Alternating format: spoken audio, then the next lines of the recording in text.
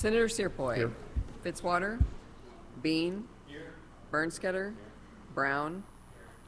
Esslinger. Here. May. McCreary. Mosley. Thompson Raider. Trent. We have a quorum.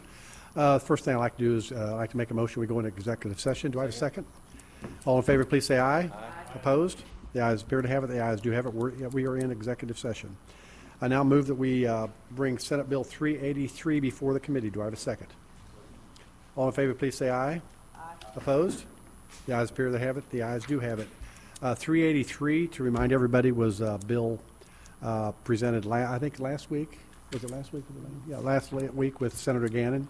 It's about mining and fees for mining, and I believe she said that this is brought with broad agreement from everybody. And so with that, I'd like to make a motion that we do pass Senate Bill 383. Do I have a second? Do we have to?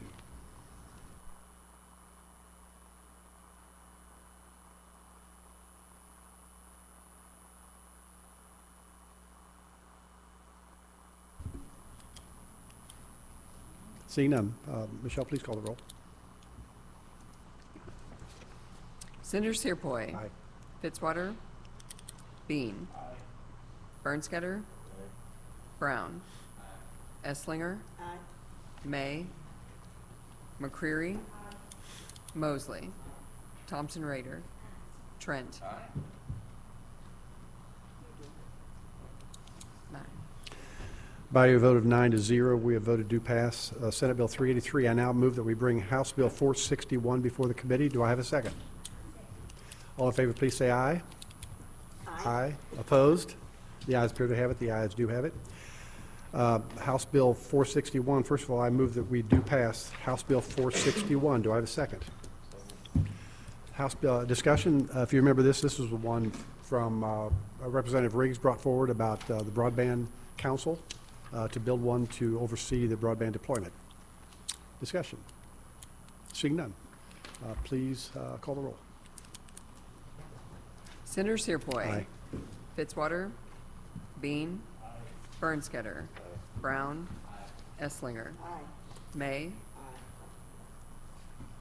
McCreary. Mosley. Thompson Raider. Trent. 10. By a vote of 10-0, you have voted to do pass House Bill 461. I now make a motion. We leave executive session. Do I have a second? All in favor, please say aye. Aye. Opposed? We are out of executive session. We're here today to hear the non-ROFR bill, Senate Bill 568. Senator Black, please come forward and present your bill.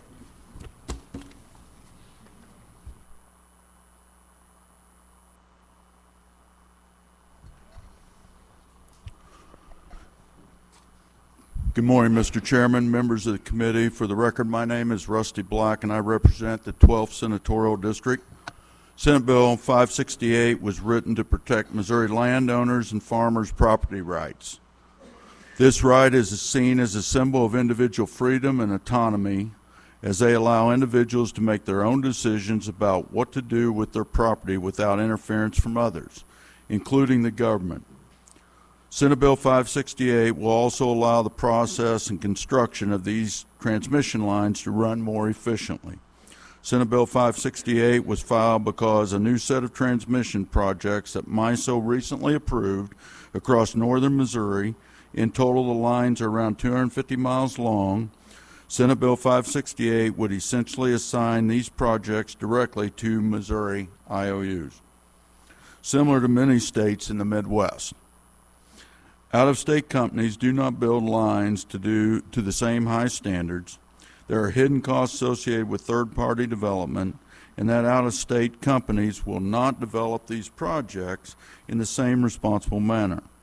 On the last point, the legislation includes co-location requirements. This essentially means, with few exceptions, that the new RTO, Regional Transmission Organization, approved transmission projects would need to be sited with or along other above-ground infrastructure. This could mean double circuiting on an existing line, paralleling on an existing line, or following a roadway.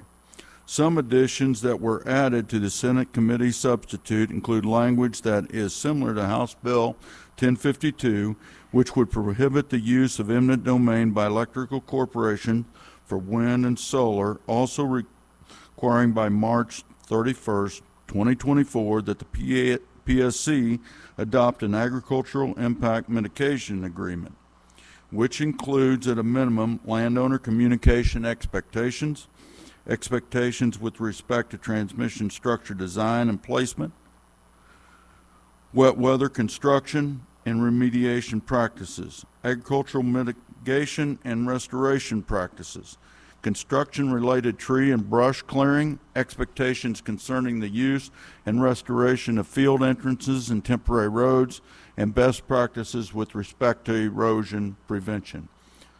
Opponents will say the bill is anti-competitive, but let me ask you as a landowner or farmer, if your land is having transmission line constructed on it, who would you rather deal with? An out-of-state company who doesn't need to be responsive in the least bit, or Missouri IOU? Does it matter to the landowner or citrus farmer that his or her land was taken away from him or her through government force competitively? There is a real scenario where landowners who currently have transmission lines running through their property see construction begin again through their property within hundreds of feet. Opponents have said that this is a special interest bill specifically benefiting one Missouri utility. However, the bill applies to all Missouri IOUs, and the only reason it benefits a specific IOU for an upcoming project is due to the fact that they are the only bidder to co-locate their transmission lines. In fact, under their bid, approximately 230 out of the 250 miles of transmission lines could be co-located. The real beneficiary of this legislation is the landowners. Many state and MISO's regions have adopted similar legislation, most recently Mississippi and Indiana. We've heard a lot of questions come up that essentially ask, why not just make the utilities co-locate? Why not just make this a standalone requirement? In addition to independent legal or constitutional concerns, it's probably not good policy or practice to force two entities to do business together if they don't want to.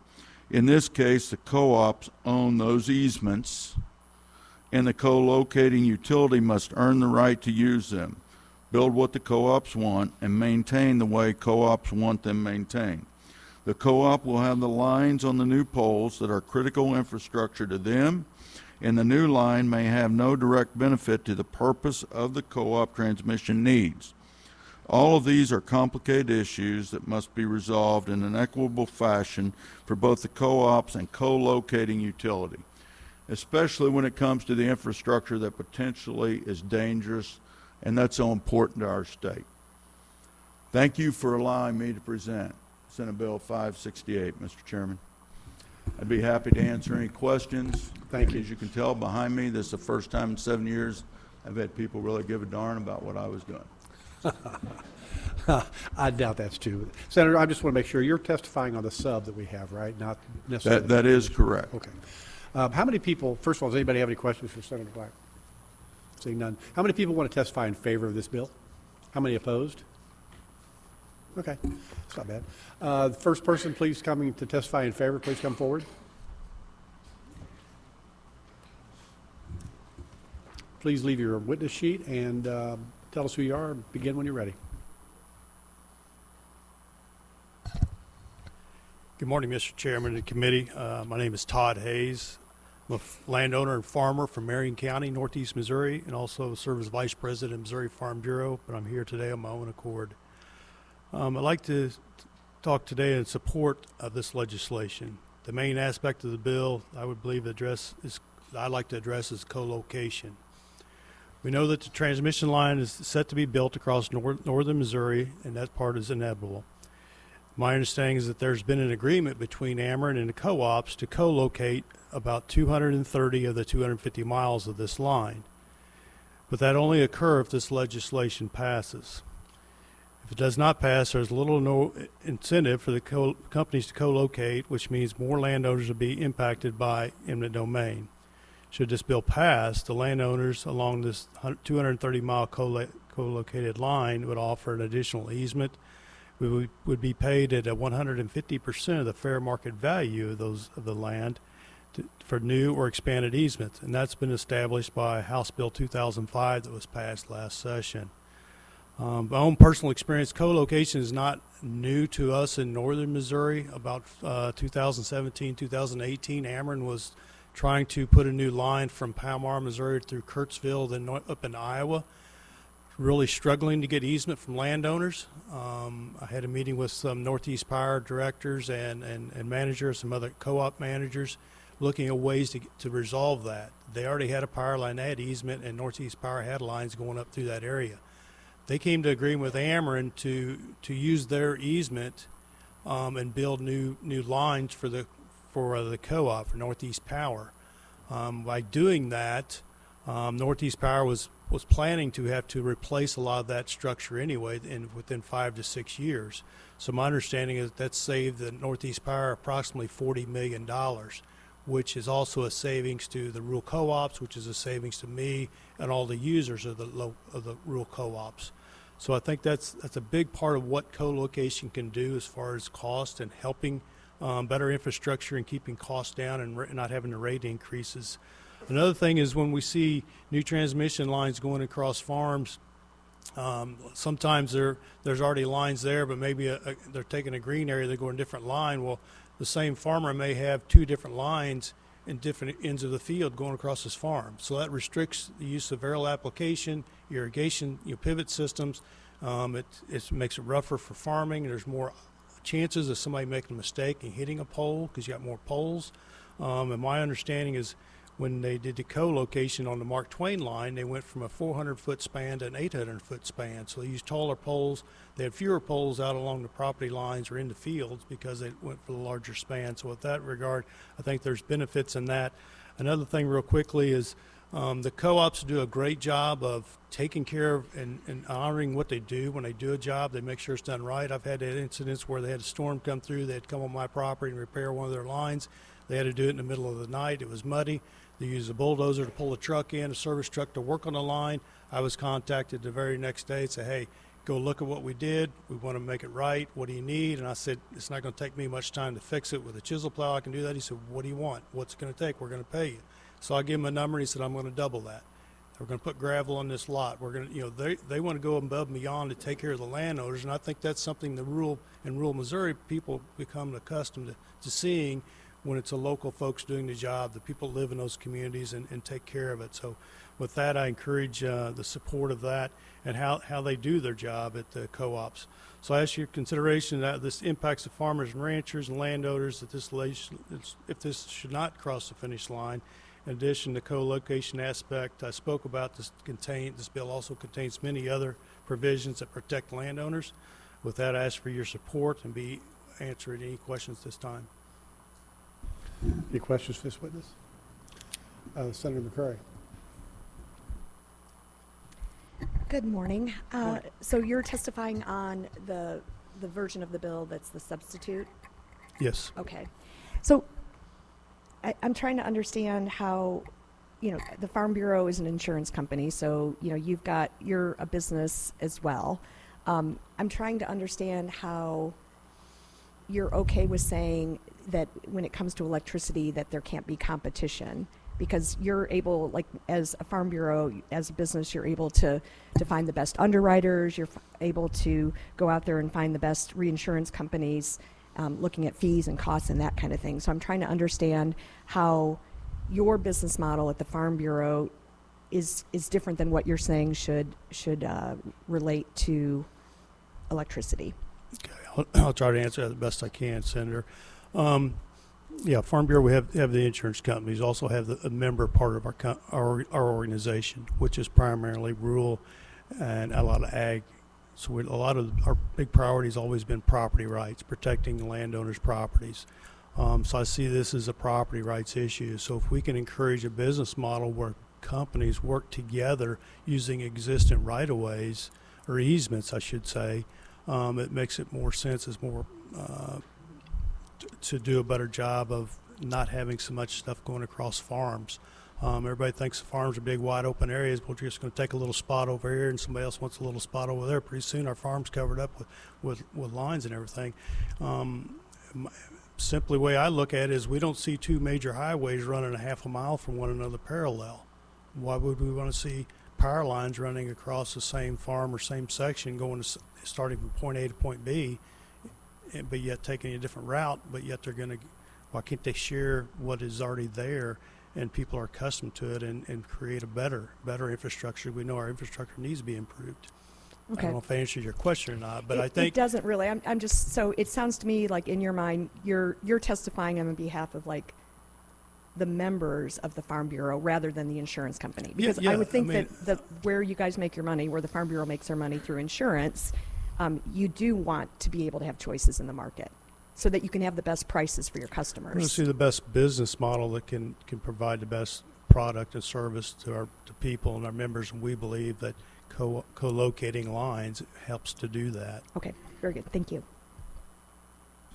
Thank you. I'm kind of, I don't really understand. Oh, just a second, Senator Brown. I'm trying to figure out why we can't have competitive pressure and forced co-location. I don't know why they exclude each other.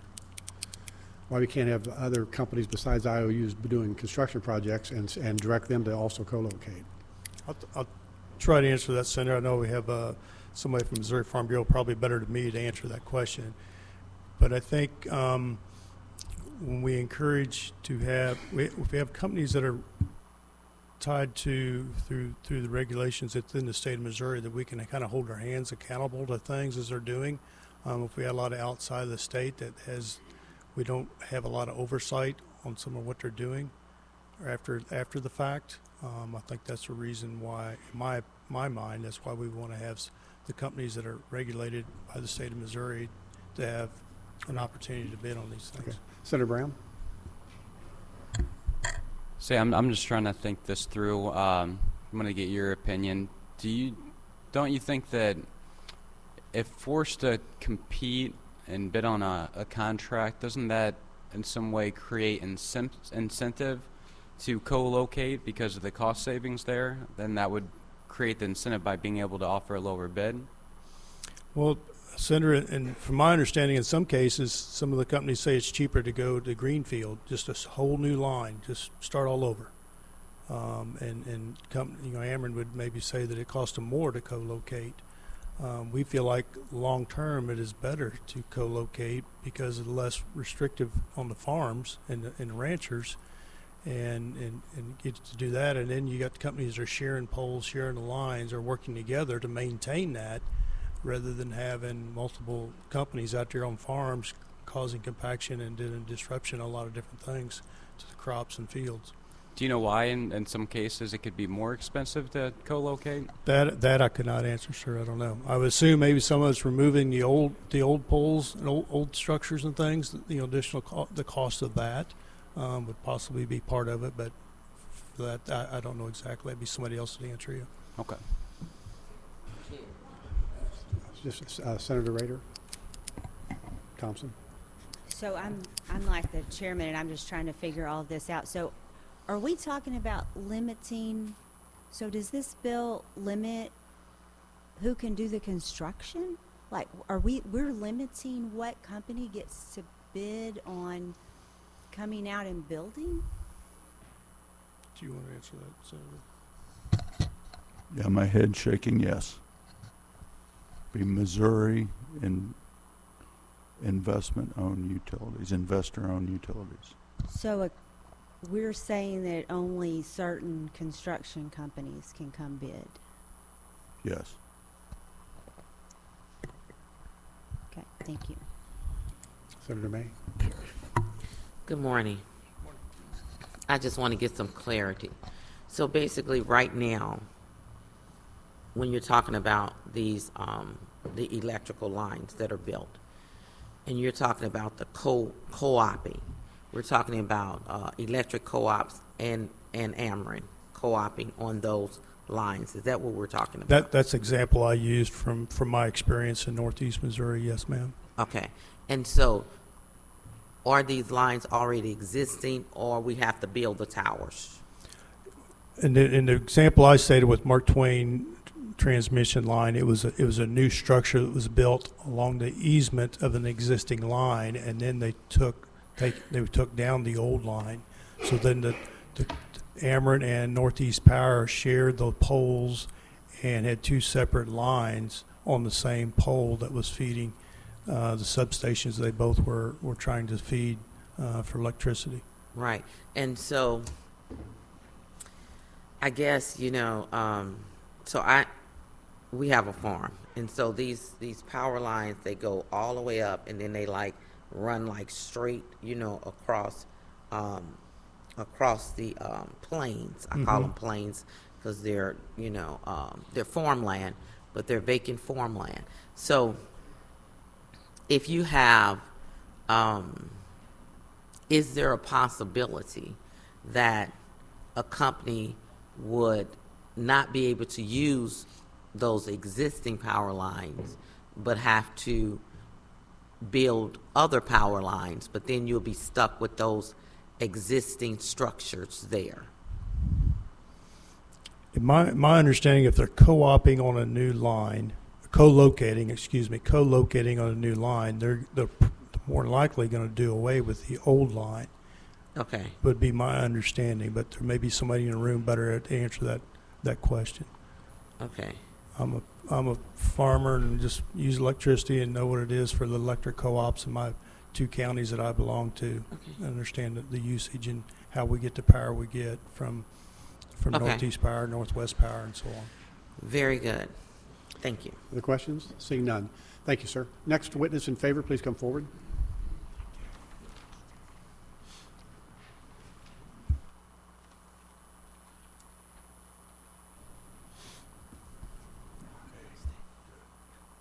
Mr. Chairman, Shannon Cooper today, representing the Missouri Cattlemen's Association. And I am not an expert on building power lines, but I am an expert in knowing whose ox is getting gored today.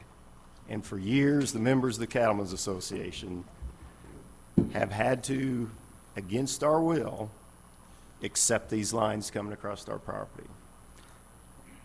And maybe next year it changes, and it ends up in some suburban neighborhoods, as I look into some of your eyes where you all live.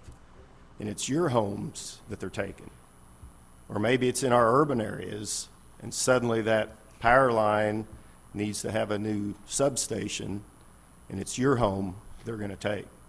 And I think a lot of folks have forgotten that, because the last few years we have focused on folks in rural Missouri being the ones who have to give up our land. And I could use these acronyms, and we can talk about competition, and we can talk about energy independence, but the fact of the matter is these people are taking something that we all hold dear, that we don't want to sell. It is not for sale, but yet they continue to come across this state and say, we're going to take it, not for the benefit of our communities, not for the good of the people of Missouri, but for the good of these private companies to transfer that power across our land to make a profit several states away. Is this the best piece of legislation out there? No. If we had our way, it would be, hell no. Unless I want to sell it, you're not having it.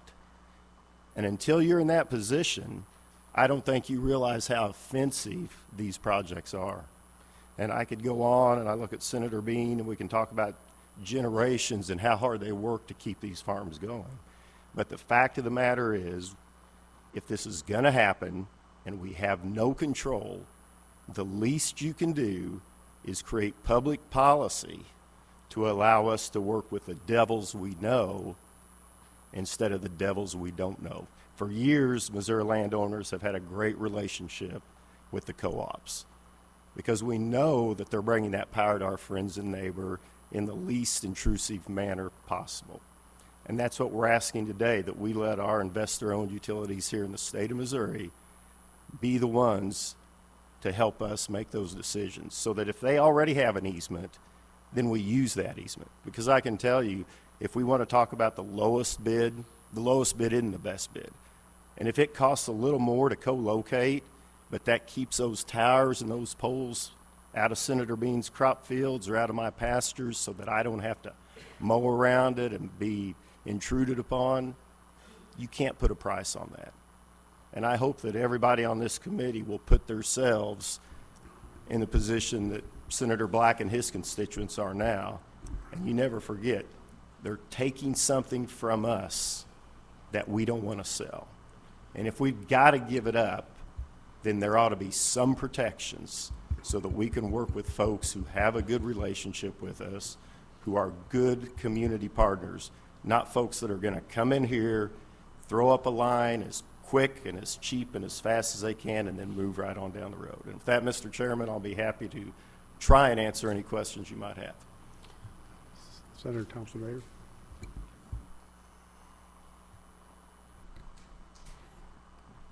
Okay, so just as I'm trying to understand this, and my papa was a cotton farmer, so been raised around farms all my life. Then you can relate, Senator. So who is taking your land? Like, I'm just confused. So these out-of-state groups will have the ability to use eminent domain. So that means this bill gives them the ability? No, they have that right now. What we're trying to say is if you're going to build this line, you have to make every effort possible to co-locate and go across current easements so we are not losing more ground. But from what I understand, the bill isn't just saying that make best possible to co-locate. The bill is saying what companies can construct and which ones can't. The bill creates a partnership, in using my words, and I assure you there's going to be some folks smarter than me about utility construction come up here after but the way we view it at the Missouri Cattlemen's Association is this legislation forces these companies to take into consideration existing easements and co-location so that we're not giving up more ground. If this line has to be built, then the least you can do is work with the folks that already have obtained those easements across our property. But the other construction companies won't do that? They don't have to do that. So we're saying that they might, we don't know. And I would say in a perfect world, and if I want to sell that ground, and I think that's where this disconnect comes in here, that this isn't about fair competition, because there's nothing fair to our people when they use eminent domain to take something from us that we don't want. So our position is we support this bill because at least it puts considerations in that if there is already existing easements, if there is a route that they can co-locate on, they have to do that.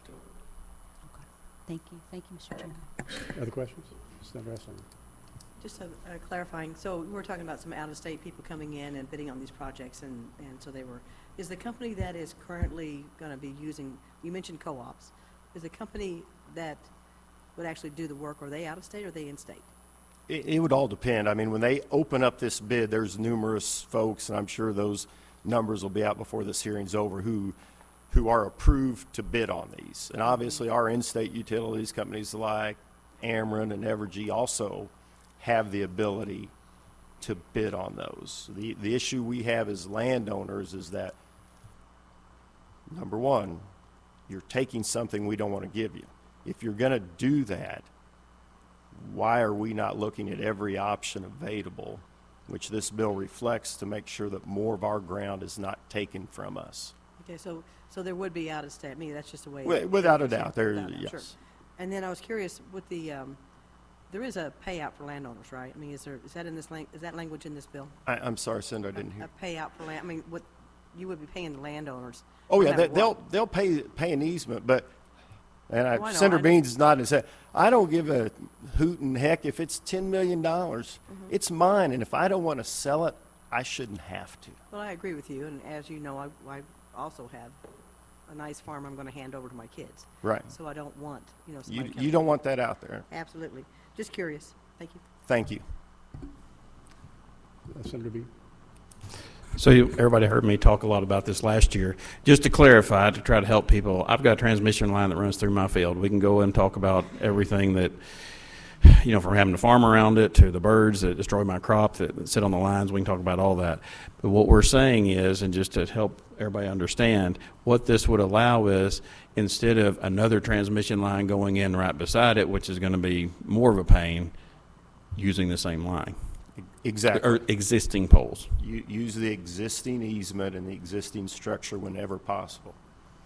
Right. So then I don't have, so like in one field, I've actually got a crossing of two different transmission lines. So instead of having 8 sets of structures in my pole, in my field, I don't want 16. And that's even more of a headache. So I'm just trying to clarify for the committee so they understand co-locating and what you're talking about. So. Senator Thompson-Rader. Sure.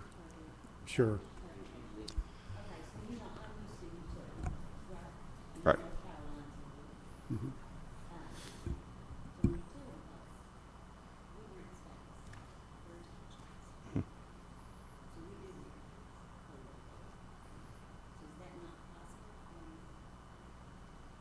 To use those existing lines? I mean, I'm not.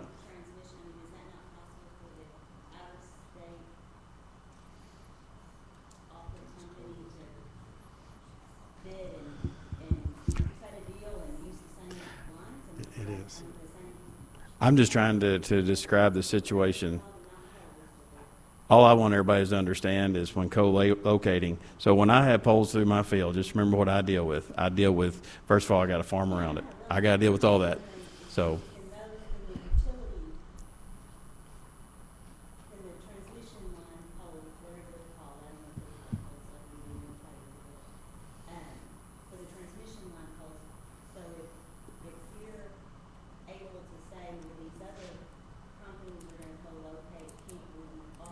Right.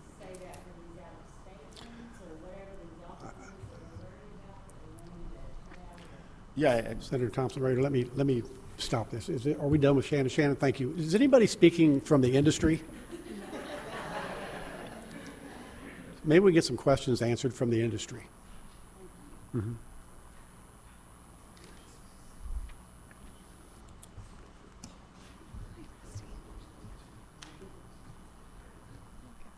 Hi, my name is Allie Bennett. I'm the Manager of Economic Development and Member Services at Northeast Missouri Electric Power Cooperative. You'll hear me call us Northeast Power, and I'm here to talk about, hopefully answer some of the questions that you guys have had today. So Mr. Hayes did a really good job of explaining the Mark Twain Transmission Project. I'd like to first open it up to questions if you have questions on the exact way that we worked that project in coordination with Ameren in 2017. Well, first of all, just give us your testimony, then we'll question, okay? Sure. In 2017, we did a co-location project with Ameren along a 345 to create a 345 kV transmission project. The kind of issue behind the project was that there was a lot of landowner opposition prior when they were planning to go a greenfield route. They ended up coming to the co-op saying, hey, we know that you have lines in that space. If we co-locate with you, we think that this would help for PR and help us to get the line done. And so we were able to successfully complete that project in 2017. I'm here today to talk to you specifically about co-location, but I can certainly answer any additional questions that come of it. But specifically for the co-ops, co-location works and it works well. We want to try to minimize landowner impact whenever we can. We want to save member money whenever we can, because that's really why we're here. That's why I'm here today. As you guys know, co-ops are owned by those we serve. We are excited to serve our members. We're born from serving our members back in 1935, and every decision that we make is in the best interest of their members, and I wouldn't be here today if it weren't as such. We're doing additional projects in coordination with Ameren coming up. I would say that a question has been raised about additional companies coming in from out of state potentially being able to co-locate with us. The fact is that to date, they have not tried. There has been no attempts to co-locate, no sharing of information with us. We've only received such favor from in-state companies, and like others have said, We like to work with those that we know and who are going to do the very best for our member consumers. To that effect, I do have an example of a way in which this is kind of went wrong.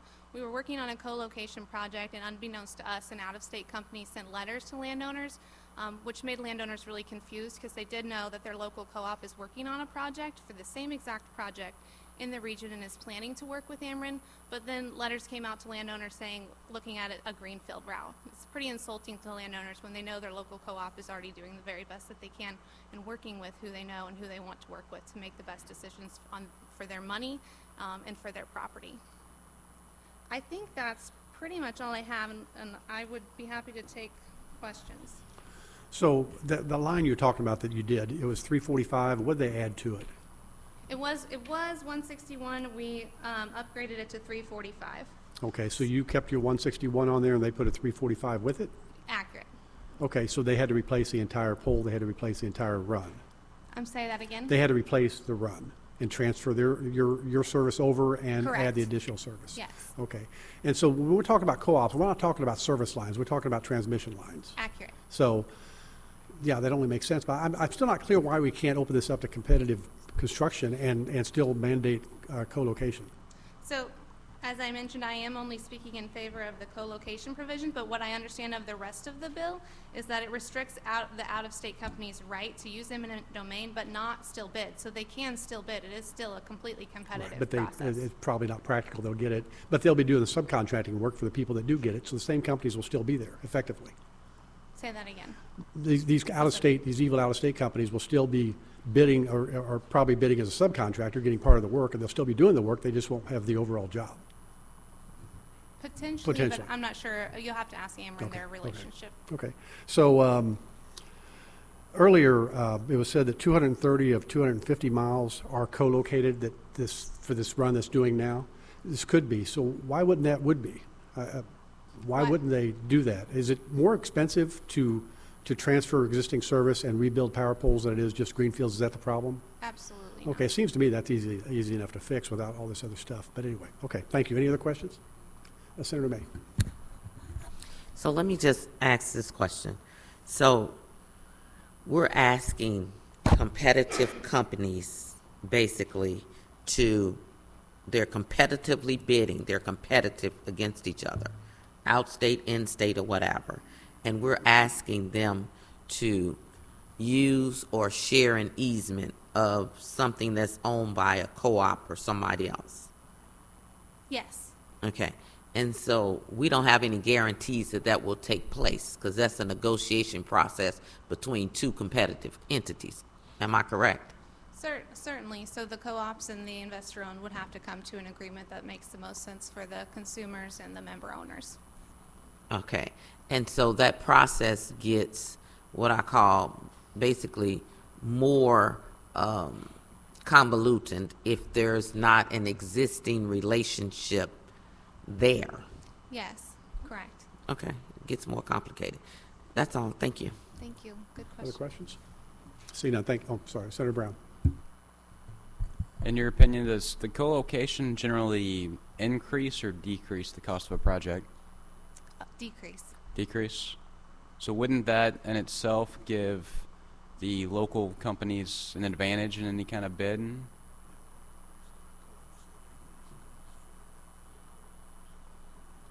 It would decrease our costs is what I was answering the Okay. question.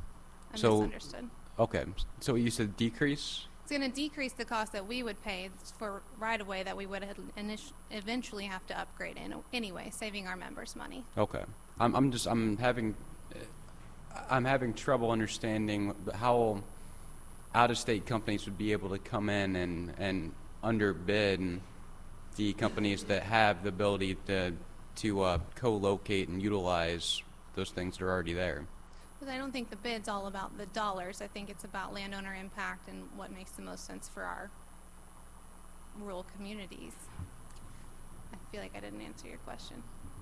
Well, so yeah, the companies that you feel have the best interest of our communities are also the ones that are able to put in the lowest bid. Then I'm just trying to understand the need for this.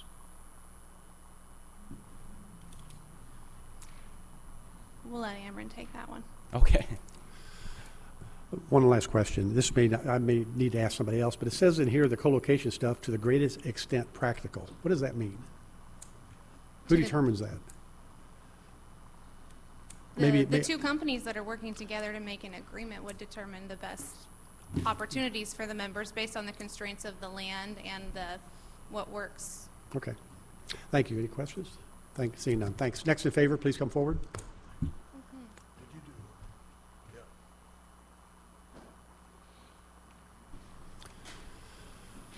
All right. Mr. Chairman, members of the committee, Ben Travelis here today on behalf of Missouri Farm Bureau, here to go on record in support.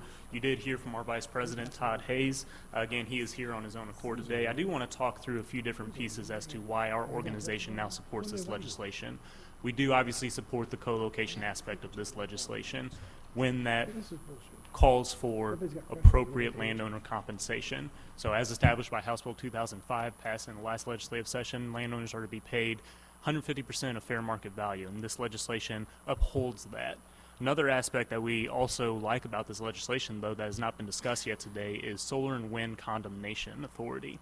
So when it comes to solar and wind energy producing projects, we at Missouri Farm Bureau stand for property rights.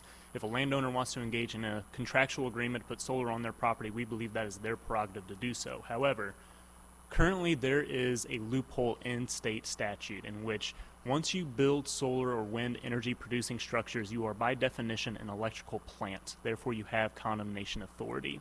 And so, to my knowledge, right now, landowners that are engaging in these contractual agreements, they are working in good faith and negotiating with companies on an individual basis. We want to maintain that status quo. The futuristic scenario that we are trying to be proactive in avoiding, and this language is included in this bill, is landowner A has solar on their property. That's their decision to make. Landowner B doesn't have solar on their property. Again, their decision to not put it on the property.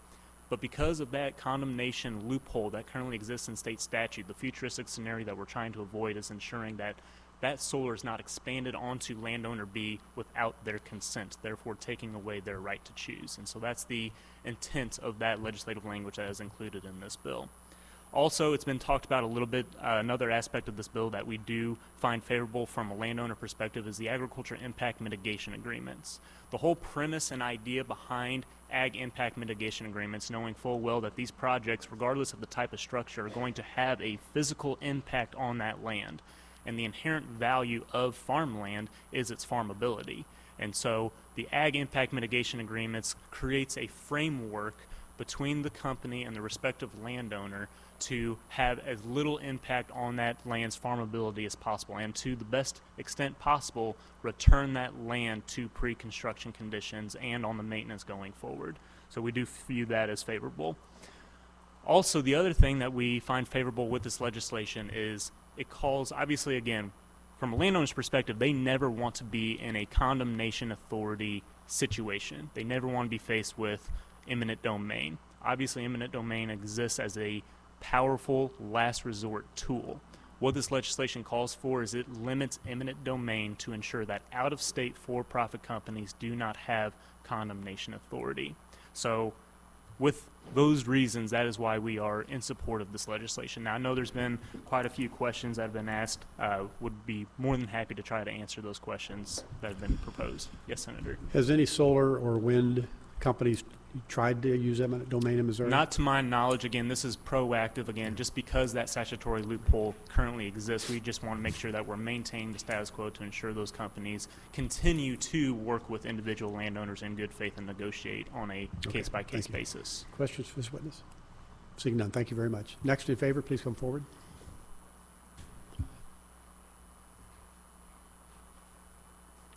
Hi, Mr. Chairman, members of the committee. My name is Rebecca Eichelberger, testifying on behalf of the Association of Missouri Electric Cooperatives in support of the bill. I don't want to reiterate Allie's testimony, just wanted to go in record in support of the bill on behalf of all co-ops in Missouri. I'm happy to take any questions or try and clear up any confusion if I can. Thank you. Questions? Seeing none, thank you very much. Next in favor? Finally.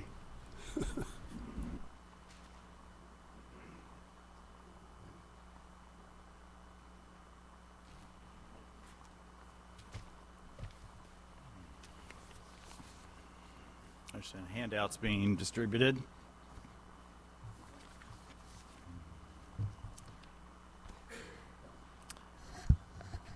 Well, Senator, Chairman and committee members, my name is Warren Wood. I'm Ameren, Missouri's Legislative and Regulatory Vice President. Thank you for this opportunity to testify in support of Senate Bill 568. I would like you to consider 3 questions that get at the heart of this bill. First, do you want new transmission lines to be co-located with existing lines or other infrastructure to the greatest degree possible to minimize impacts on Missouri's farmers and ranchers?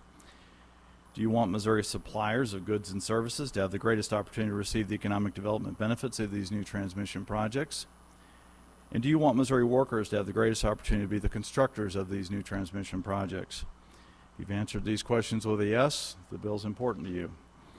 Before concluding, I would note that the substitute includes 2 additional provisions not in the original bill. First, the substitute requires that regulations be established for agricultural land impact mitigation during transmission building and maintenance. Second, the substitute removes eminent domain authority for wind and solar energy projects. We had no intentions of condemning land. We haven't needed to condemn land for the placement of these energy resources, but we support providing the certainty and being a good neighbor. We live here, we care, and we'll be here in the future. Thank you for the opportunity to testify. I welcome any questions you may have. And I heard several good questions before I came up. I'm looking forward to it. Thank you. Any questions for Senator Thompson-Raider? Please proceed. Thank you. And I usually don't ask this many questions, but I'm just trying to understand this project. And This is complicated. it's a complex issue, right? And, you know, with my background in cable television and, you know, I mean, so it's like I know just enough about this to be incredibly curious. And so is this a bill that you guys are working on in multiple states? You know, this is a bill just for the state of Missouri, but in other states, many other states, there have been different ROFR bills passed. This is different now. It's really been sort of more of a landowner rights bill with some implications on eminent domain. Okay, so the ROFR is the right of first refusal. Yes. And so is that what this bill Well, basically gives y'all? Well, the ROFR provision of this bill was taken out, but it was replaced with eminent domain authority if under certain qualifications. Somebody else could come in and bid for a project but wouldn't have eminent domain.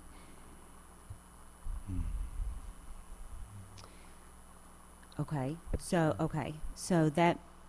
so we would be giving you guys, so you guys would have eminent domain for a bid, but somebody else who came in wouldn't? Potentially, and we also have obligations under the bill for co-location where possible, as regulated by the Public Service Commission. To your question, and you know, when you look at this line, the map here, that shows this first tranche of MISO projects being built across North Missouri. The picture at the bottom, you see the wooden H-pole structures, and you see the taller steel structures. Originally, there was the wooden H-pole structures here, and then the steel structures were brought in and put in, and the wires are being moved from those H structures up to the steel poles. There's longer spans, they're higher, and there are different wires on the same poles, but they're co-op and Mark Twain lines as opposed to just the co-op lines that were there before. So why wouldn't we just do the co-location part of the bill? Because that's what seems to be everyone's concern. Yeah, and to one of the other questions, co-location's often more expensive, 25% or more expensive. It may save money for the co-ops on a project they were going to upgrade anyways, and now they go into our poles to save that cost.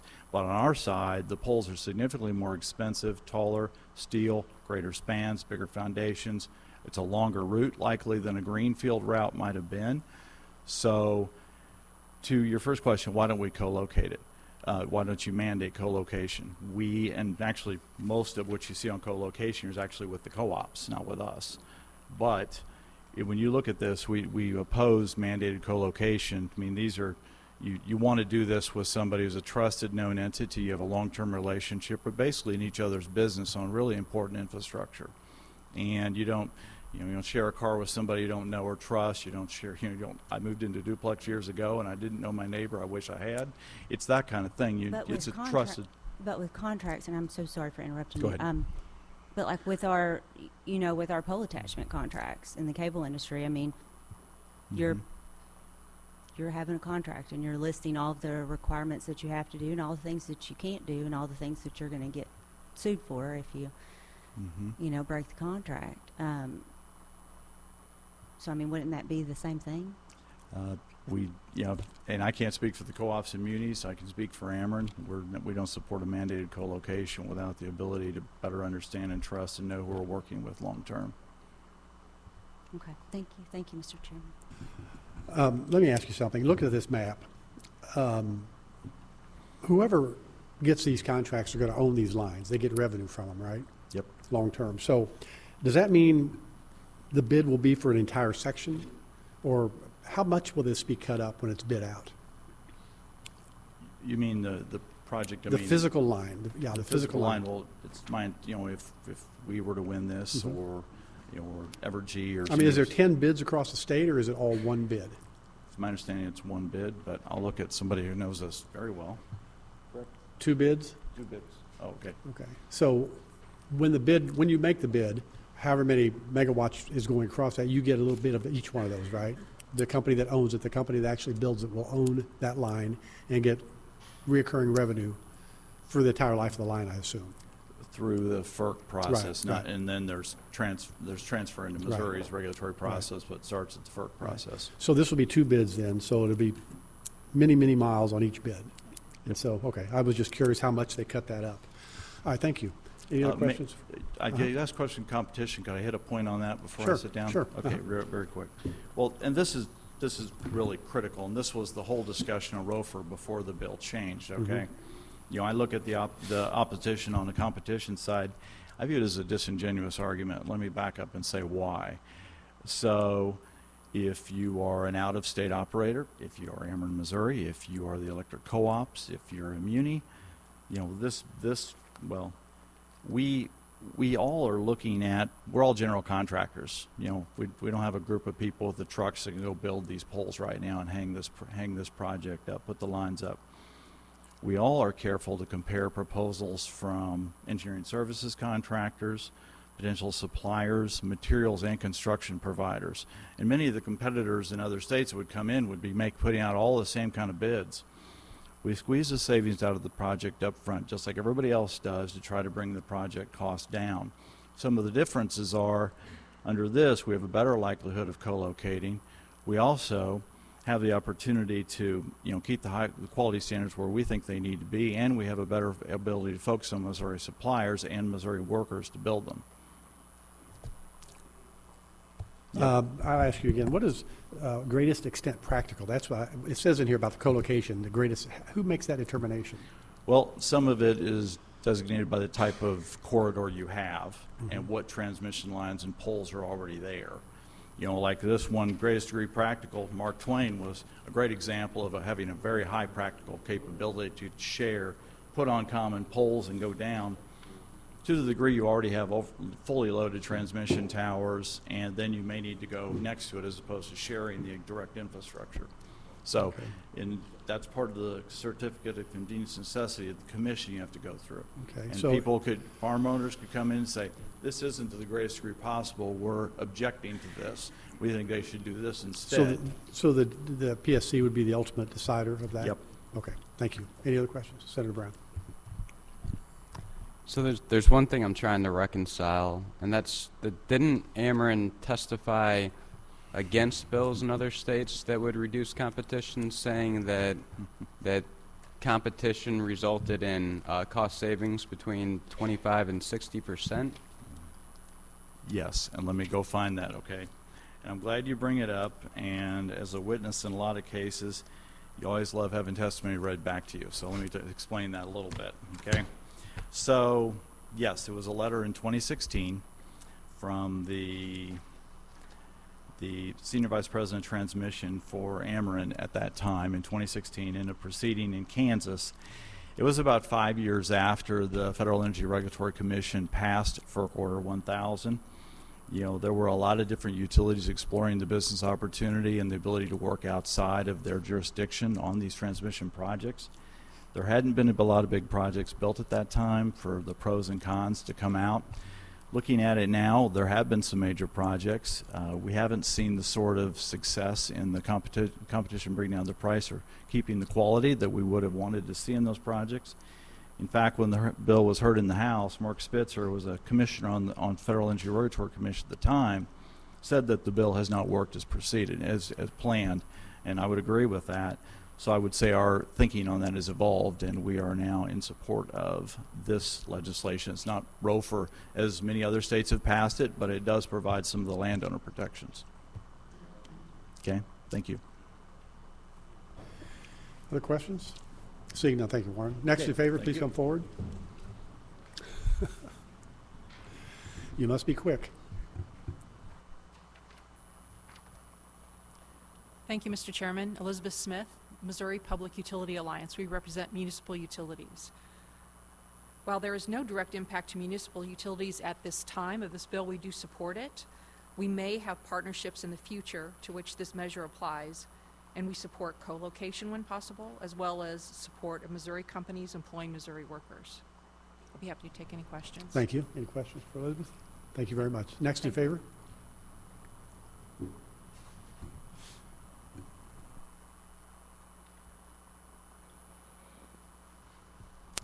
Good morning, Mr. Chairman and Committee. Jason Clint, representing Evergy. I think we're at the portion of the hearing where everything's been said, but not everybody has said it. So I will try and cut down on my portion of the show. And if there's tougher questions, Warren would like to come back up and answer more of those. I think what I would add to this is that Evergy is a little bit different than Ameren in this respect, is that we're not a part of MISO. We're a part of the Southwest Power Pool, which is a different power pool kind of on the western side. It runs from Texas up through North Dakota.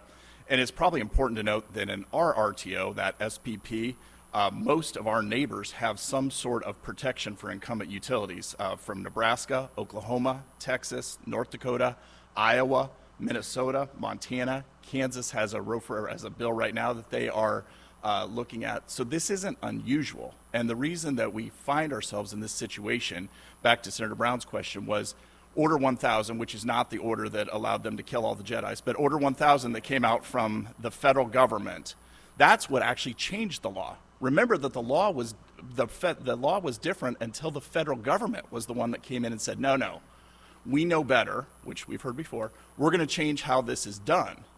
And what we've learned, Senator, is that after 7 years or 8 years of watching this process, it has not yielded the results that they said it would. It is not cheaper. Well, there's studies out there, concentric studies, that show that these projects, while they are bid low, oftentimes come in much higher than what they were bid at. They were supposed to be quicker. They are not quicker. And so what we're aligning with, which is the rest of the states in SPP and in MISO, saying, hey, this has not worked. Let's go back to the way that this was done that ensured reliability, that ensured kind of a smart way to go about this. I've heard a lot about co-locating today. It's been very exciting and a real learning opportunity, but I would just say this. All you need to know about that is that you heard testimony. They haven't even been contacted about co-locating. Why? Because it's not the cheapest alternative. Whenever you're building a line, the cheapest thing is to go from point A to point B and not care what's in between there. And so that's why we're talking about co-locating as though they're interested in it. These companies that are making these bids based on the lowest competitive bid that they can, and that's what you get, by the way, is when you bid low, you get low. That's why they're not interested in co-locating. And so I think it's we spent a lot of time talking about that as though that's something that's of interest to them. It clearly isn't, or we would have seen them try to do it before now. So with that, Mr. Chairman, I'll take any easy questions that you have, and I'll defer any tough ones back to Warren.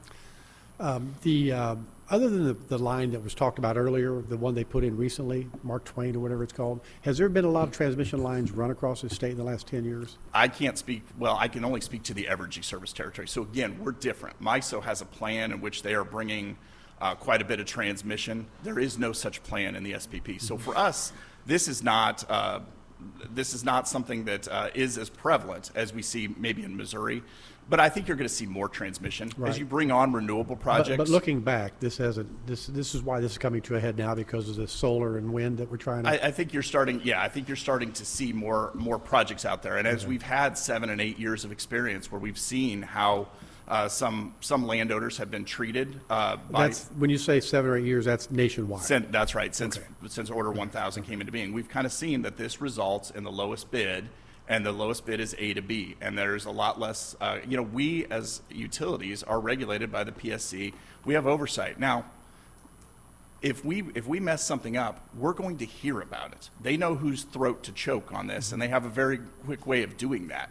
So there's a lot more oversight that comes with your local utilities doing this as opposed to someone who's maybe not from the state. And these transmission lines, are they always, it's never a heavy enough wire to carry both currents? It's always separate currents, separate wires? There's probably always exceptions to everything, Senator, but generally that's correct. Okay, thank you. Any questions, Senator Thompson-Reeder? So in the 7 or 8 years that you're knowledgeable on, has there been a lot of multiple lines?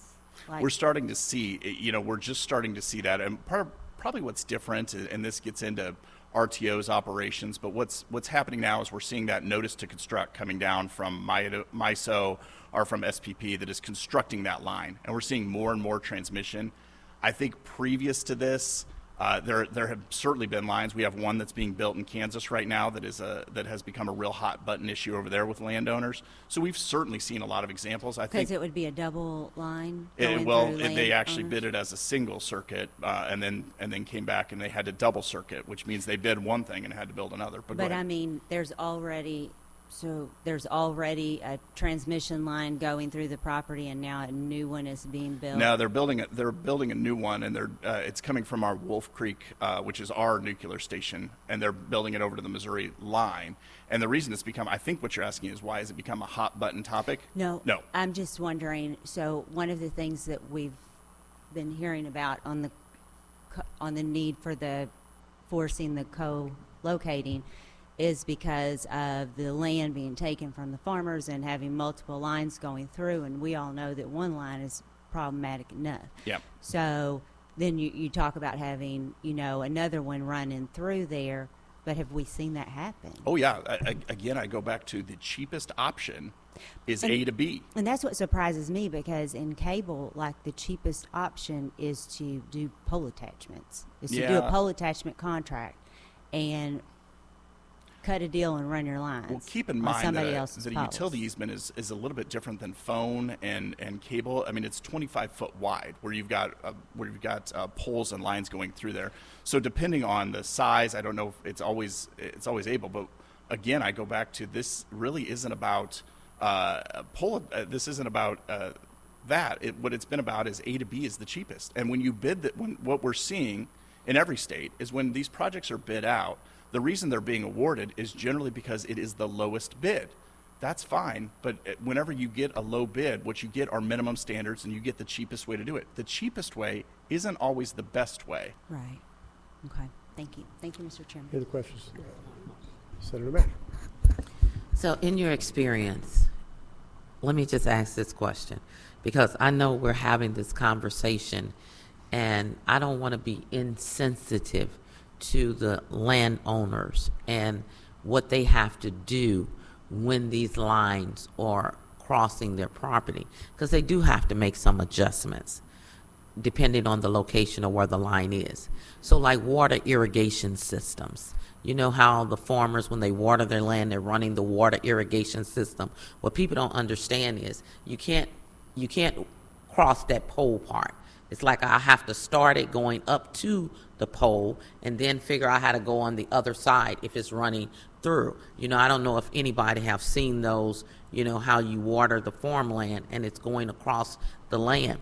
So, so in those cases like that, when you got 2 or 3 of those things going across your property, it's still, I'm not saying I'm against technology or whatever, but I just want people to understand that it is an adjustment that they have to make in forming the property. And the reason I know is because, we have 85 acres in Mississippi, and we have 2 of those gigantic things crossing our land. And so when they're trying to irrigate, I see the adjustments that have to be made. So You've nailed it, Senator. And a part of what I've been trying to get across is that Your local utilities know the landowners. They know how to work with them. They're okay. In your instance, we may have to come across, go up around something sensitive, come back down and go over. That isn't the most cost effective, but it's the right thing to do.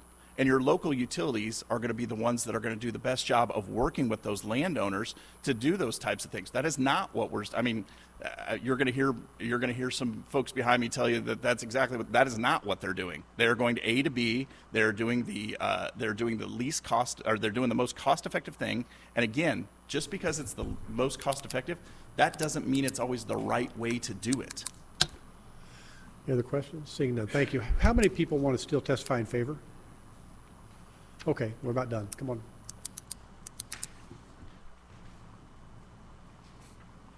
Kara Corches on behalf of the Missouri Chamber of Commerce, also in support.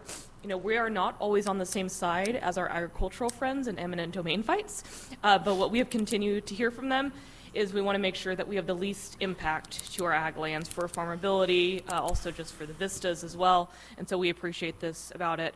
You know, as we get into competition, I don't think anyone can say that we are not for free competition. I think free enterprise and let business decide is my middle name in the Capitol.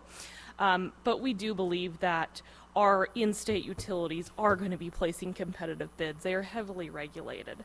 And then also the other aspect, when we look at the jobs and the Missouri businesses we'd be supporting, not just our utilities, but our great suppliers. Right across the river, you have ABB Hitachi, which is a leading supplier of transformers. Hubble out in Centralia. You know, these are significant employers with significant jobs and economic impacts in their communities, so we think that this bill will support Missouri jobs and economic growth in those communities, and for these reasons we support and can take any questions you may have. Questions for this witness? Seeing none, thank you, sir. Kara. Is that everybody in favor? Please, the first person opposed, please come forward.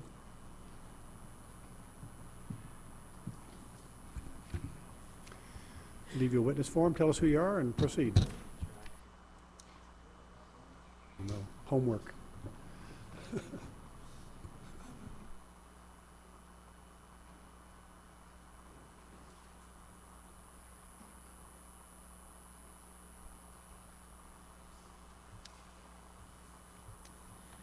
Good morning. My name's Lawrence Willick. I'm Executive Vice President with LS Power from Chesterfield, Missouri. I'd like to thank the chairman and the committee members for the opportunity to speak in opposition to Senate Bill 568, which would prohibit transmission competition in Missouri. I did provide written testimony. I'm not going to read it. It's lengthy, but I would like to just talk at a high level. So you probably haven't heard of LS Power. So I'd like to introduce the company. We're an independent power and transmission company. Since 1990, when we founded, we've had a presence in St. Louis. I joined the company in 1996, and we were a competitive generation company. And in competitive generation, you know, the margins are very thin, and a cost difference of only, 10% would be the difference between making money and not making money. And so it was difficult and highly competitive.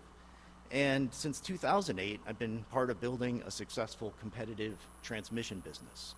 And so we took the lessons learned in competitive generation and applied it to the transmission part of the industry. Transmission competition might be a little bit foreign to most people. It works just like you would think. It's primarily in the regional transmission organization areas, so the areas operated by MISO and SPP. When they identify a certain need that would be subject to competition, first there are qualified entities, so they're very strict qualification processes where entities are qualified technically, engineering qualifications, financial qualifications. So these aren't fly-by-night companies. It's mostly the incumbent utilities in the area and a few companies like ourselves. Then there's a specification, a very detailed minimum specification, and most of the bids exceed that specification. And then the entity evaluates the proposals and picks the most efficient and cost-effective is typically the standard of review. The incumbent Missouri utilities, Ameren and Evergy, are qualified in these processes. Ameren competed in past processes without a lot of success, and You've heard them say their thinking on competition now has evolved, although they're still working on not a project within an RTO, but a merchant line like the Grain Belt project called Lucky Corridor in New Mexico, where they're an out-of-state entity trying to build a line in another state. Evergy is a partner in TransSource, who's one of our biggest competitors.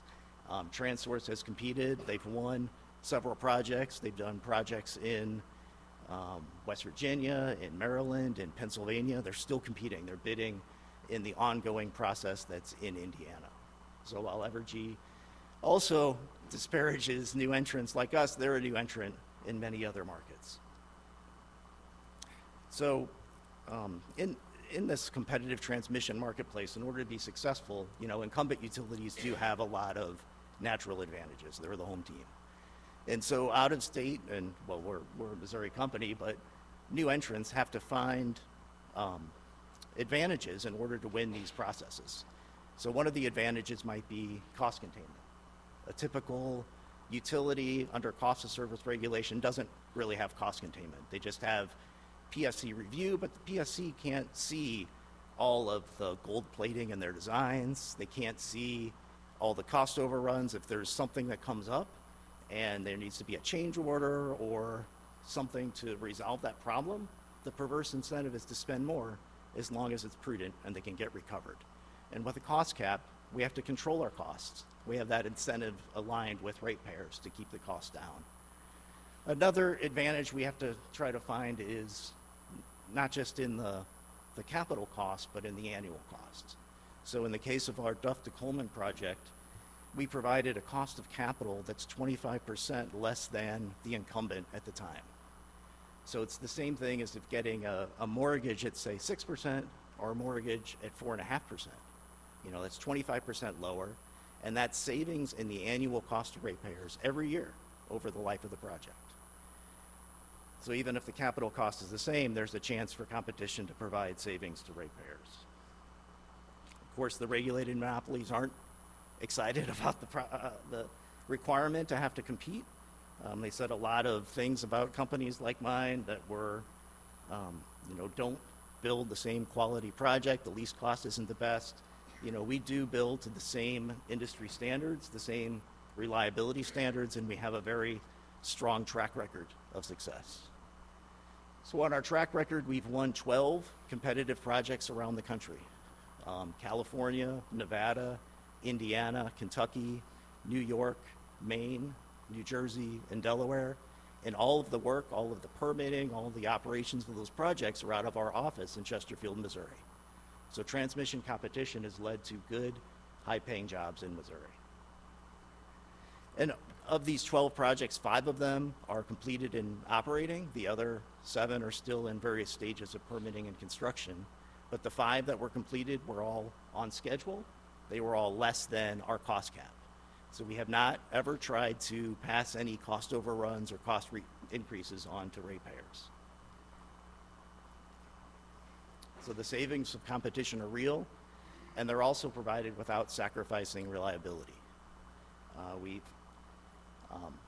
Our projects in operation over the past 5 years have had an availability of 99.85%, which is higher, it's twice as good as the industry average outage rate. We do this in part, we do use the same engineers and contractors, Burns and Mack and Power Engineers, but we have them designing and building to our standards, and we have them under cost control. They don't have the ability to try to push through big change orders that they can with the incumbents. I guess one last comment, there's, this bill kind of conflates competition with co-location. And I do think competition and co-location can exist. We're doing a project we're building currently in New York State.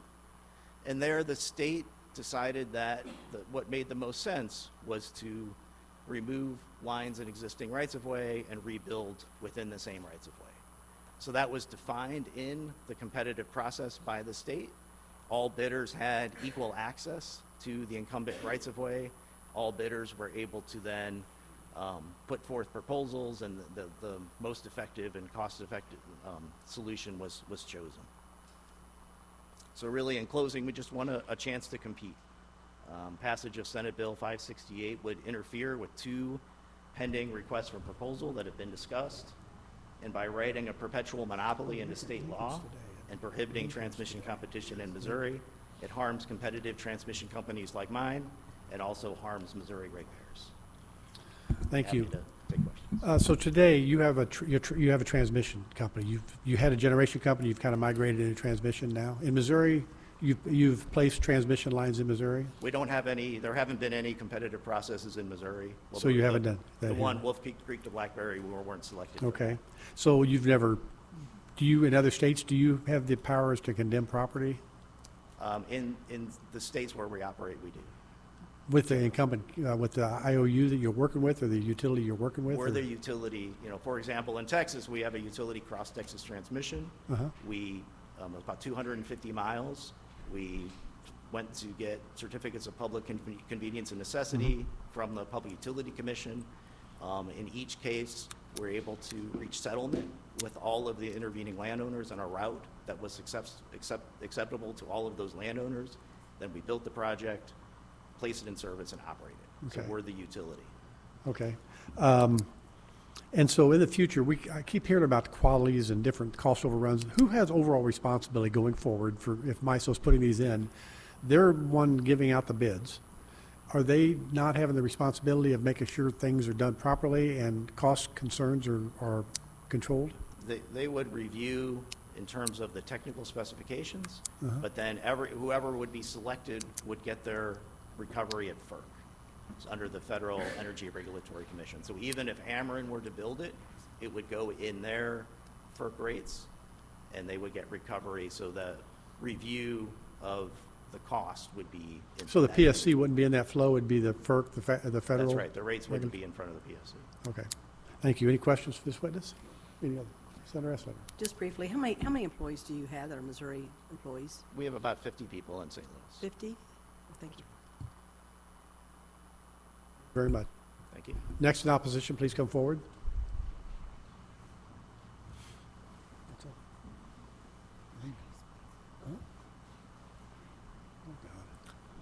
Good morning, Mr. Chair, members. I think it's still morning. My name is Josiah Neely. I'm a senior fellow with the R Street Institute. I'm in opposition.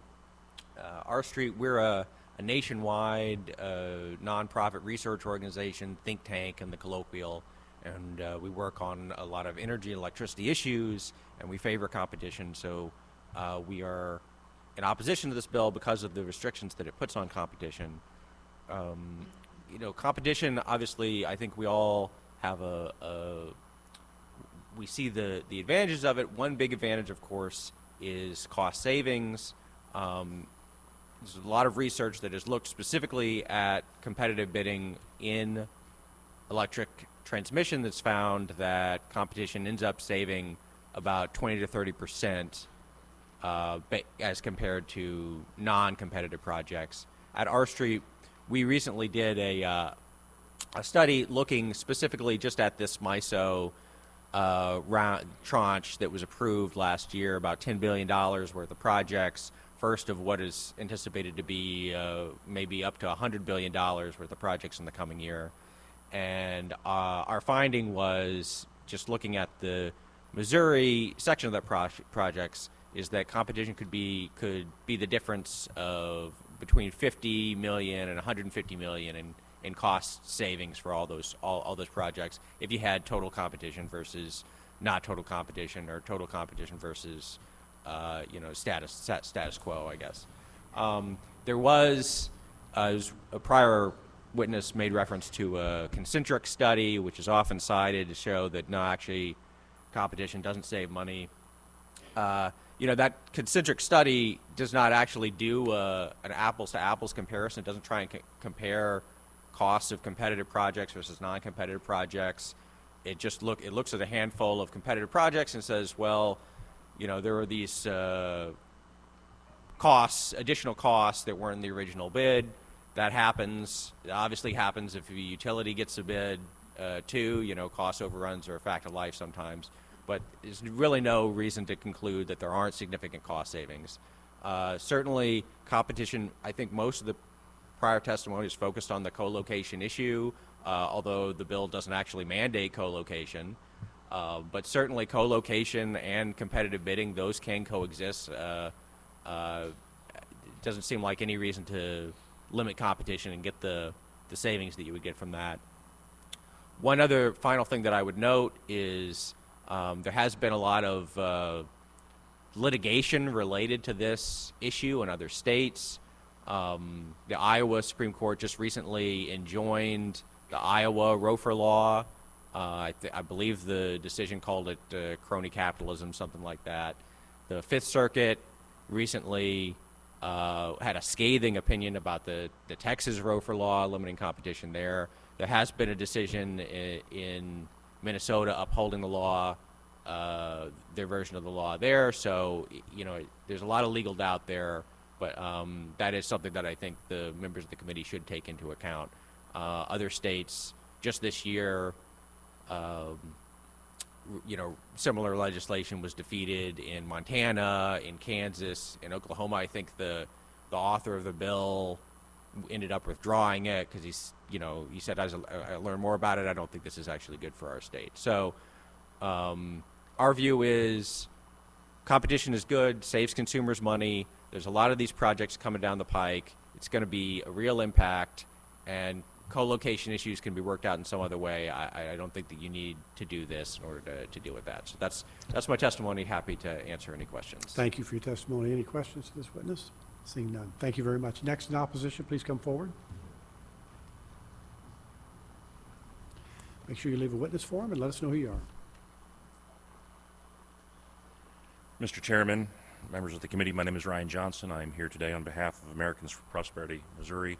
Out of respect for your time, I'll try to be succinct. At its heart, Americans for Prosperity, Missouri opposes this bill because it believes it's anti-competitive legislation. SB568, commonly referred to as right of first refusal.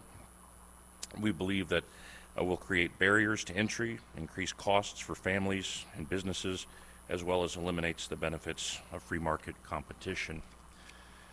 As an aside, given the historic rates of inflation, especially with regard to your constituents, tens of thousands of Missourians with whom Americans for Prosperity Missouri interacts with weekly, the last thing I think that we need is a law that will make electric prices more expensive. And with that, I can just submit written testimony here for your perusal, and I appreciate your time very much. Thank you, Ryan. Questions? Senator Fitzgerald. Thanks, Ryan, for being here. Just a quick question about it feels. I'm actually pinch hitting for Jeremy H. Katie well, this morning. that's so probably he good wishes for all he of could us. be So here it's for you, but- okay. Hopefully that gets back to Jeremy. But the piece of ROFR piece, it sounds like that was kind of gutted from the bill and some substitute. I haven't seen the actual language. I saw the substitute and some of the changes in the summary, but I haven't read through the language. Where does AFP stand on property rights issues and trying to co-locate and maybe changing this from a ROFR bill more into a co-location? Let's use the properties we already have on transmission lines and reuse those to ensure that farmers aren't getting their lands taken from them as a result of these transmission lines. Where is AFP on that piece of it? If it changes into that type of legislation. Senator, like you have not seen that language. I'm here to testify on the underlying bill. Okay. I think you probably well know Americans for Prosperity's position on property rights. Sure. Something that it highly values and fights for every day in this building and around the state of Missouri. Having said that, though, once that language becomes available, I would be happy to facilitate a meeting between you and the State Director, Jeremy Katie. Yeah, we'd really appreciate depth. that because I'd love to hear the perspective with new language that may changes the whole dynamic of the bill. But would love to get your impression on that. Would love to have that conversation with you, Great. Senator. Thanks. Any other questions? See none. Thanks, Ryan. Next in opposition, please come forward.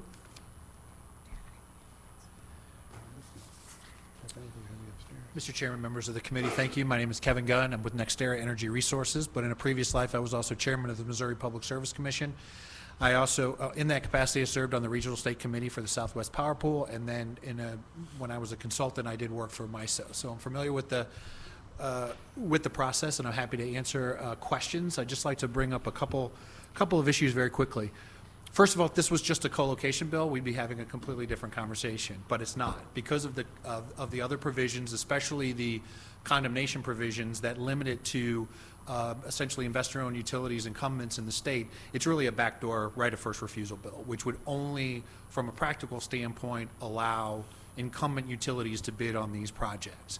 Because all of these projects are going to use eminent domain. I think Ameren would even, and Evergy would admit to that. They don't have enough of the land under contract to be able to do this without eminent domain. So everyone is going to be using eminent domain. And so if you only allow the incumbent utilities to be the ones that do that, then you're essentially shutting out any sort of competitive process that would come in. And when you take a look at that, then you take a look at where the incentives are aligned. And either under a ROFR or under other competitive bidding processes, we're constantly going up against 48 people, as well as the that are in MISO and other bidders in SPP, as well as the incumbents. And as you've heard today, incumbents have natural advantages built into their projects. So our incentive is actually to use less eminent domain because it increased time and costs. Typically, you have to go through a court proceeding, which adds time to the process, and you need to, and juries typically award the landowners what they think that their land is worth, and that increased cost. So it is, because we have, when we do these bills, we do usually have cost containment provisions in them. We have time provisions in them, and that typically will lead to either to penalties or costs if we don't comply with them. So any additional time or cost built into this, which extensive use of eminent domain will cause, would hurt our bid.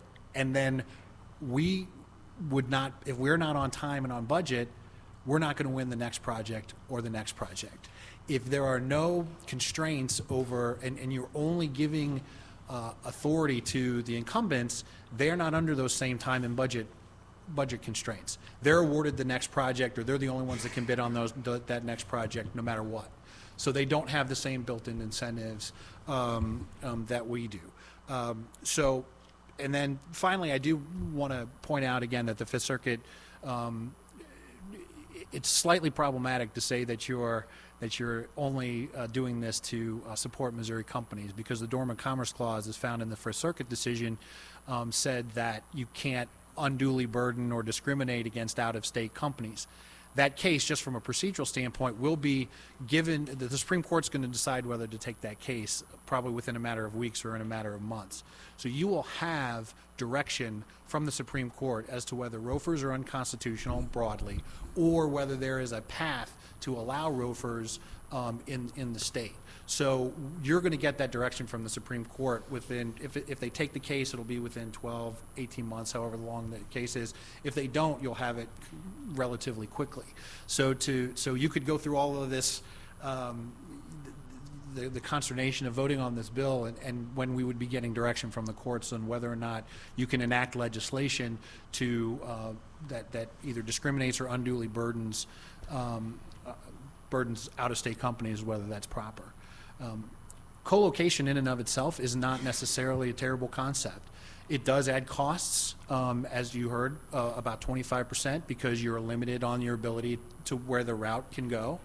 And sometimes the owners of those rights-of-way unreasonably withhold access to those rights-of-way, which again allow time and costs. But if you just want to do a straight co-location bill that didn't give preference to incumbents, that leveled the playing field for and set the rules that all competitive bidders could survive under, it's something that certainly the devil was in the details. It's something that we would be able to discuss and try to come to a reasonable accommodation to use that as practically possible.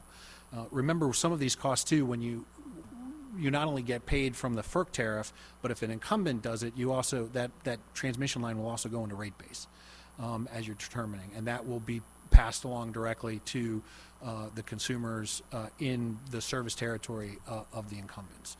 So you have an extra additional cost that you also have to take into account. So with that, I'm happy to answer any questions. Okay. Does your company have, do you have the ability to do eminent domain in Missouri today? We have a certificate, we're building the Wolf Creek to Blackberry line that you've heard to do this. So on these particular transmission lines, you go to the Public Service Commission and you get a certificate, which allows you to get an eminent domain. But for you the get that transmission because you're line. doing work for either SPP or for Evergy, is that right? Say that again? So you get it because of the utility you're working for? No, Not- you get it independently, independent authority, because because you're essentially a transmission utility. The Public Service Commission determines that these lines have a public good, because when they come from SPP or MISO, they've already been determined to have some sort of Right. benefit to the grid, Public- yeah. reliability, economic, congestion. So the Public Service Commission says, this is a line in the public interest. In order to build it, we're going to grant you a certificate, and in that certificate, you're granted eminent domain. Okay. And does NextEra, do you have any utilities anywhere? Do we have any utilities? Do you own utilities? Our parent company owns Florida Power and Light. Okay. Are they a ROFR state or? They're not in an RTO. The Southeast doesn't have an RTO, and because Florida is a peninsula, it's a interesting Yeah. geographic North-south issue. thing, yeah. But the Southeast really does not have an RTO. You have PJM, MISO, SPP. They're trying to develop one out in the west, but there's not a similar RTO process not, that we okay. have through MISO and SPP in Florida. Thank you, Kevin. Any questions for the? Seeing none, thank you, Kevin, All very right, much. thank you. Next in opposition, please come forward. How many more people are going to testify in opposition? Okay. Just be as concise. I hate to rush the opposers, but it's getting late. Good morning, Mr. Chairman and members of the committee. My name is Tim Opitz, and since I have not testified, I'll give you a little background about myself. For the last decade, I have worked extensively on utility issues in Missouri and in rate-making cases, beginning with my time at the Missouri Public Service Commission staff, followed by serving as Chief Deputy with the Office of Public Counsel, and then later I served as General Counsel for Renew Missouri Advocates. Most recently, I represent businesses, manufacturers, commercial and industrial customers through the Midwest Energy Consumers Group. Today, I'm appearing on behalf of Americans for Fair Energy Prices, an organization for consumers, ratepayers, renewable energy advocates, and energy providers and other organizations dedicated to affordable and reliable energy. This coalition represents Missourians who encourage you to protect competition in the development of transmission lines. Ratepayers, I said a couple times already, it's very official sounding. It's a term that we bandy about at the Public Service Commission quite a bit, but what I want to impress upon you when I say ratepayer, that is your constituents, that is your neighbors, that is the people and businesses who create jobs and live in your communities. After reading this bill, and I've seen the substitute in the context of our utility environment, I want to share my observations with you this morning. First, a quick overview of how construction of transmission lines relates to the rates Missouri customers will pay. As you know, the Public Service Commission has jurisdiction over setting the ultimate retail rates our Missouri constituents and customers will pay. When they set these rates, they look at all manner of costs spent by the utility to provide service, including capital investments, substations, power plants, any transmission lines they might own, or any transmission costs that might be allocated to them by the RTO or by the FERC. Those are ongoing expenses. If the utility's been prudent, they get to recover those expenses they've spent, plus a return on any investment they've made. Ultimately, if a transmission line is constructed in Missouri, people here are going to pay for it. Second, I want to echo at this point the practical impact of the bill. It will, any company that's not already providing transmission services in this state or an affiliate, and I know there's an amendment that talks about defining an affiliate, which is pretty nebulous, and I don't think it really gives us a lot of certainty about who might actually be an affiliate of these incumbent utilities. So that's a concern I have. Any company or their affiliate that's not already in Missouri would be blocked from competing for construction of these new regional transmission lines that are approved as necessary, that the RTO has determined are in the public interest, and is up for a competitive bid. There was some testimony earlier mentioning a letter from Ameren in Kansas And I want to quote from that letter that they submitted to the Kansas opposing a ROFR law. They say each RTO has established a process to ensure all entities seeking to construct, own, operate, and maintain new transmission projects are able to do so in a safe and reliable manner. So the RTO is looking out when they're considering bids that these projects are going to be safely and reliably constructed.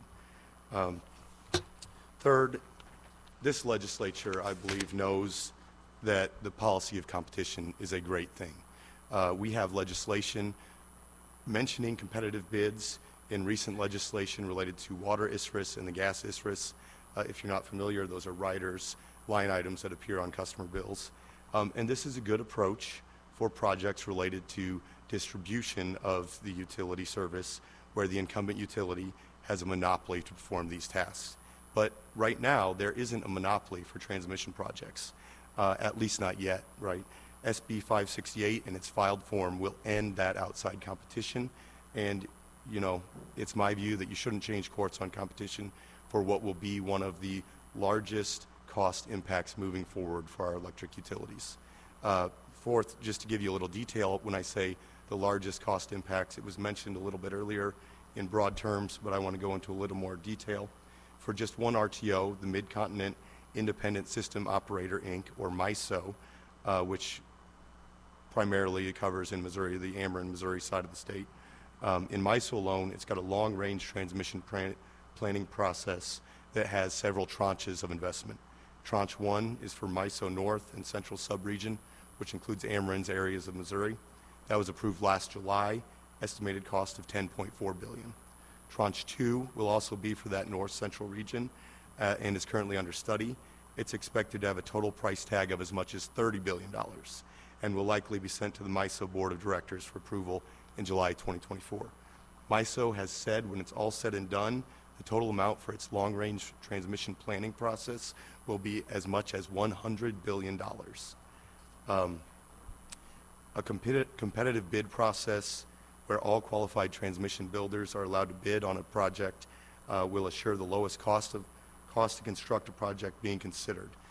Going back to Ameren's previous testimony in Kansas in 2016, they said, and I'll read it here, as mentioned previously, non-incumbent developers have won projects in CAISO, which is another RTO, and PJM, also another RTO, which are currently estimated to provide cost savings between 25 and 60% of the original RTO estimates. 25 to 60% of $100 billion is a significant savings that our customers and businesses in Missouri might otherwise pay. I want to also comment on Iowa. Iowa was mentioned as being a ROFR state, and I can't recall his name, Mr. Neely, mentioned that their Supreme Court struck that bill down. In my view, it was kind of a Hammersmith violation is the way they struck it down, but that court did have an interesting quote here. They say, "This is rent-seeking, protectionist legislation and is anti-competitive. Common sense tells us that competitive bidding will lower the cost of upgrading Iowa's electric grid, and eliminating competition will enable the incumbent to command higher prices for both construction and maintenance." That Iowa court says competition reduces costs by 15% compared to MISO's estemates. So whether it's 60% or 15%, those are savings that can be brought on by competition in these bids. And then stepping back in a broader view from people who pay the bills perspective, our cost controls are being diminished. We have ISRIS, we have WSIRA, we have FAC, we have MIA charges, we have RESRAM charges. The commission will set the ultimate rate, but customers are getting slammed. And I urge you not to take away competition as a cost control that's putting pressures on an important and growing expense that customers will pay. With that, I'm happy to answer any questions. Thank you for your testimony. Do we have any questions to this witness? Seeing none. Thank you very much for coming Thank you. forward.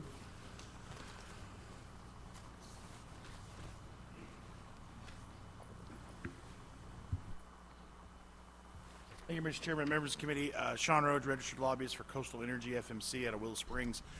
We use a lot of power in transferring road oil from tankers to our facility and then back out to semis to go out. We have to use boilers to do that.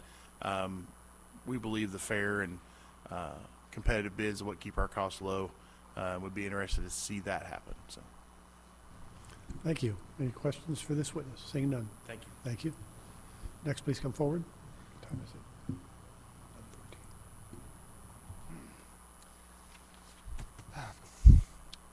Good morning, members of the committee. Mr. Chair, my name is James Owen. I am the Executive Director of Renew Missouri Advocates. We are a 501c3 that advocates for clean energy access. We are here today to testify against this bill. I know you've heard a lot about the competitive nature of the current process in relation to cost.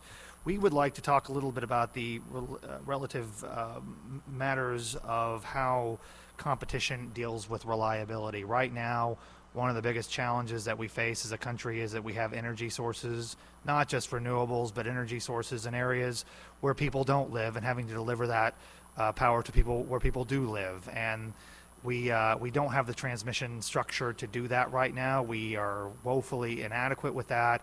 We believe anything that slows that down could be detrimental to customers. We believe that could be detrimental to business. We also believe we can look at actual data and numbers in regards to how this works. I mean, last December, with the winter storm that hit right before Christmas, that cold snap that hit, where you saw a lot of coal and gas fail in Tennessee and other eastern parts of the country, that if there had been more adequate transmission, that would not have been an issue, and that could have actually saved billions of dollars. And so we would look at this as a way of making sure that those projects, which we are in desperate need of, are not being hindered, are not being stymied, and for those reasons, we would ask you to vote against this bill. Thank you. Thank you. Questions for this witness? Seeing none. Next in opposition, please come forward.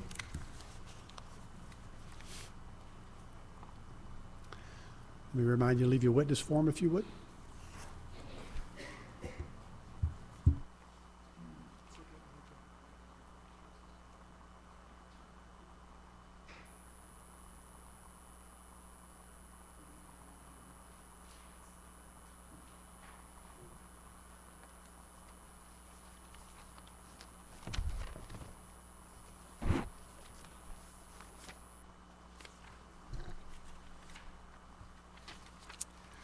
Good morning, Chairman and members of the committee. My name is Pat Hayes. I am a proud graduate of the University of Missouri, and I am here today representing the Electricity Transmission Competition Coalition, or ETCC, and we oppose this bill. So I'd like to start off by pointing out that ETC's manufacturing and retail members have hundreds of locations across the country and employ thousands of people, including here in Missouri. ETCC members face competition every day and embrace competition as a means of driving innovation and lowering costs for consumers. This bill will impose higher costs on Missouri members and on Missouri consumers. Each of us recognizes the significant impact of food inflation recently has had on our family budgets. For comparison, inflation on the costs that consumers pay for electricity has grown at a rate nearly double that of food inflation just over the last year. 3.76% for food inflation versus 6.31% for electricity inflation. So this bill is anti-competitive, anti-consumer, and furthering the profit interests of a few large corporate interests in Missouri, and it will be at the expense of the Missouri consumers and who are the ratepayers for these transmission projects. I would also like to address a few issues that the committee has discussed earlier. First, in regards to the engineering and design standards required by the regional grid operators for these projects. MISO and SPP each have a formal process that is in place to develop minimum engineering design standards for these projects. In that process, the incumbent utilities like Ameren and Evergy have a very, very significant voice in what actually winds up in those minimum design standards. So for Ameren or Evergy or anyone else to make some assertion that an out-of-state interest is not going to design these projects or operate them as reliable as Ameren and Evergy is completely ridiculous, and it is blatantly not true. There are minimum requirements for the design, and there are minimum requirements for the operation. And when I say minimum, that doesn't mean that the bar is set low. The bar is actually set quite high by these very incumbent transmission owners. It's intentionally set high to make it difficult to enter into this transmission space. So anybody that tells you that outer state interest won't design this or operate it efficiently and reliably is not telling you the truth. Second, despite the attempts by Ameren and Evergy to shape this bill as a landowner rights bill, this bill is 100% about profit. Ameren's shareholders are entirely dependent upon Ameren securing the rights to construct these large MISO LRTP transmission projects that are coming forth over the course of the next, starting now and over the course of the next 5 or 6 years. The only way that Ameren can assure themselves of earning the right to build, construct, and own these projects and operate them and to get the associated profit is by passing a ROFR bill. In the presence of competition, there is no way that they can be sure that they're going to win these projects. Also, one last point I'd like to make, and this is regards, we've heard a number of times the Mark Twain project referenced. So Ameren elected to have an affiliate, Ameren Transmission Company of Illinois, construct, own, and operate that project. Ameren, Missouri is a rate-regulated utility by the Missouri Public Service Commission. But Ameren chose to have an affiliate from outside of the state come in. I propose to you today that the reason that they did that was because somehow they were able to make a higher profit on owning and operating that project than if Ameren, Missouri was the one that owned and operated it. So with that, I conclude my testimony, and I'm willing to answer any of your questions. Thank you for your testimony. Do I have any questions for this witness? Thank you very much, sir. Thank you. Next in opposition, please come forward. Anybody for information purposes? Well, I think this hearing today shows that you all have a lot of work to do on both sides of this issue. There's a lot of confusion on this committee. And so with that, I will conclude the hearing on Senate Bill, what are we on? 568, and we are adjourned.